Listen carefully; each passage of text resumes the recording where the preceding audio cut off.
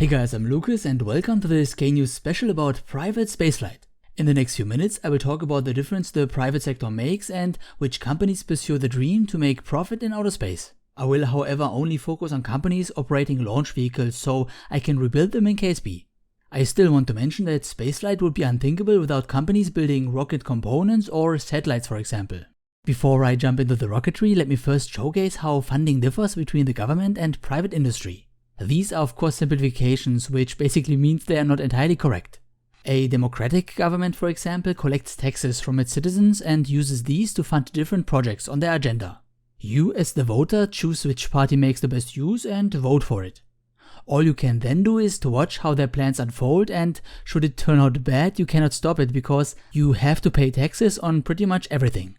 However, you can reconsider your choice in the next cycle, voting for someone else or even become politician yourself. Now, a private company works quite differently because you directly trade your money for a certain outcome.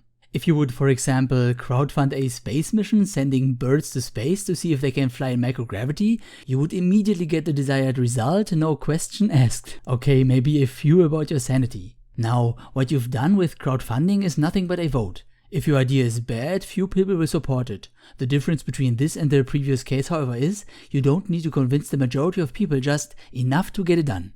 This makes it easier, but of course also has some downsides, since not everyone has an equal amount of power and popular missions are not always the most necessary ones. I'm personally happy both private and governmental space programs exist, so everyone has the chance to receive funding. Speaking of it, kNews also has its own crowdfunding campaign, and while it's completely optional, it really helps not only financially but also motivates quite a lot. Thanks for your continued support, guys. Okay, in part 1 of 2 I want to cover orbital rockets. These can accelerate payloads to speeds above Mach 25, which is enough momentum to not only fling a spacecraft to space, but also keep it revolving around our planet in a stable orbit. In the speed lies really the key, because space itself is just 100 kilometers away and reaching it can even be done with amateur rockets. Beginning with the most popular companies, there is of course SpaceX and its Falcon rocket family. To the left is their retired Falcon 1, the current workhorse Falcon 9 is in the middle, and the hopefully soon launching Falcon Heavy is on the right.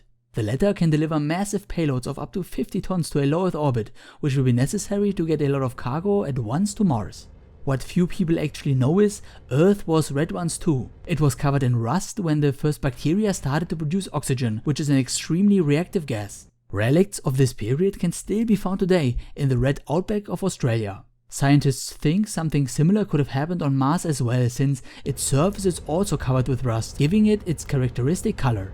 However, life never really had a chance there, since Mars lost its atmosphere relatively quickly, but who knows, maybe some of it still exists deep under the surface. What SpaceX is most famous for are of course their vertical booster landings. They sacrifice 30 to 40% payload capacity to make their rockets at least partly reusable, which shall drive down the costs to reach Earth orbit by orders of magnitude.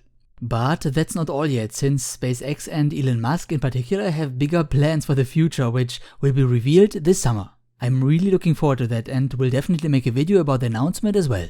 Next up is the United Launch Alliance by Boeing and Lockheed Martin. Led by Tory Bruno, this company competes with launching similar payloads to space using its Atlas V and Delta IV Heavy rockets. These rockets are not reusable, but the upper stage on Atlas and the whole Delta IV Heavy use liquid hydrogen instead of only fossil fuels like Falcons and most other rockets. Hydrogen is light and makes the engine extremely efficient, but it's also a very complicated element to handle. It is the smallest atom and can therefore leak through the tiniest holes. And as if that wasn't bad enough, it also needs to be cooled down extremely to become a liquid at manageable pressures. So as the tank temperature increases during a mission exposed to the sun, the pressure follows, which can rupture them if it's not vented into space. This is why hydrogen is, at least at the current state of technology, not the best choice for long duration missions like to Mars for example. However, like SpaceX and others, the United Launch Alliance plans to use methane driven engines in the future. Methane is basically a bunch of hydrogen held together by a single carbon atom, making it much easier to use, as you can imagine. The now molecule is bigger and needs therefore more energy to become a gas, which again means it's far easier to keep liquid. The next big thing for the ULA is its already announced Vulcan rocket. It will be massive as well and at least looks to me like a fusion of Atlas and Delta. It will probably replace the two in the long run, but that's just a guess. To switch things up a little, I will now launch from the runway. Yes, Orbital ATK has a rocket which launches off a plane, and it already did it 37 times successfully. The system is named Pegasus after the Greek winged stallion, and it's mounted below a Lockheed TriStar. The plane releases the rocket at an altitude of 12 kilometers where the air is thin, thus the rocket's efficiency high.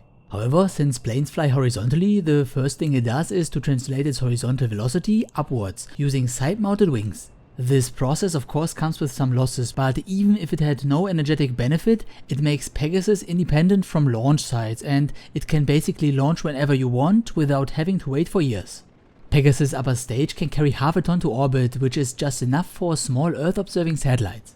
I was surprised to see that we will actually be able to see such a launch live again this year in November, and I will of course cover that one too. Next to Orbital ATK there is also Virgin Galactic, which develops with Launcher 1 a very similar system but uses a Boeing 747 as a carrier. The biggest downside of Pegasus I see is its relatively high price tag of over $50 million, which is already in the range of a reusable Falcon 9 or Russian Soyuz rocket.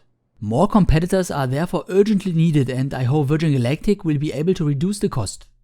Pegasus is not the only launcher Orbital ATK has. They also have two rockets, namely Minotaur with its perfect flight record without failures, and Antares, which sadly ran into an anomaly in 2014 which led to flight abort just above the launch pad. 2 years have passed since then, and I'm glad they recovered from that, with the next launch scheduled for later this month. Stay tuned for that. Last but not least, there is a small company which I follow for quite some time now, and what they do is quite amazing. It's Marsden Space by David Marsden, and while they are mostly known for their suborbital rockets, which I will cover in part 2, they are also secretly building a reusable booster stage for DARPA called the XS-1 for quite some time now. The currently released designs all include a space shuttle-like first stage which could glide back to the runway. On top of that would be an expandable upper stage bringing the payload to orbit. Unlike the space shuttle, the booster wouldn't have to endure a full re-entry from orbital speed, so the shielding wouldn't add too much weight. However, without the ability to do a re-entry burn, it would still go through quite some stresses. I personally hope they will in the end come up with a vertical landing booster more similar to their other rockets, so they could actually use more of their expertise in that field. Okay, that shall conclude part 1 of my kNews special about private spaceflight, and I hope to see you in the next one about suborbital rockets if you like. Auf Wiedersehen and thank you for watching.